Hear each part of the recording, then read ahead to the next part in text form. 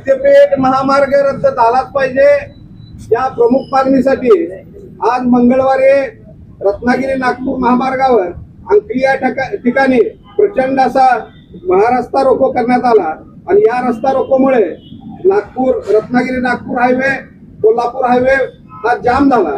साधारणतः 5 ते 6 किलोमीटरच्या रांगा या रस्त्यावरती लागलेल्या होत्या आणि हजारो शेतकरी आणि महिला शेतकरी सुद्धा या आंदोलनात सहभागी झालेले होते।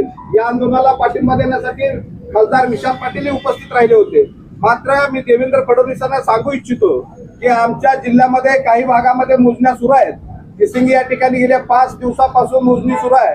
शेतकरी प्रचंड विरोध करतायत, गयावया करतायत, शेतकरी रस्त्यावर आलेले आहे, आया बहिणी रस्त्यावर आलेले आहेत, लहान मुलं रस्त्यावर आलेले आहेत आणि शेतकऱ्यांचा उद्ध्वस्त होत असताना संघर्ष सुरू आहे। आणि हा संघर्ष सुरू असताना सुद्धा जर गांधारीची भूमिका देवेंद्र फडणवीस घेणार असतील तर या पुढच्या काळामध्ये हा शेतकरी आज सनदशीर मार्गाने आंदोलन करत असेल तर या पुढच्या काळात हातात बंदुका घ्यायला तो कमी जास्त करणार नाही आणि त्याची किंमत या सरकारला मोजावी लागेल। आतापर्यंत आम्ही शांततेच्या मार्गाने हे आंदोलन सनदशीर मार्गाने कायदेशीर मार्गाने लढतोय, पण आमच्या जमिनी पिढ्या जपलेल्या जीवापाड काळ्या मातीवरती आम्ही प्रेम करतो। त्या काळी माती जर तुम्ही हिसकावून घेणार असाल तर हातात शस्त्र घेतल्याशिवाय, हातात बंदुका घेतल्याशिवाय आम्हाला पर्याय नाही आणि ती वेळ देवेंद्र फडणवीसांनी आमच्यावर येऊ देऊ नये अशा पद्धतीचा इशारा आम्ही या निमित्तानं देत आहोत।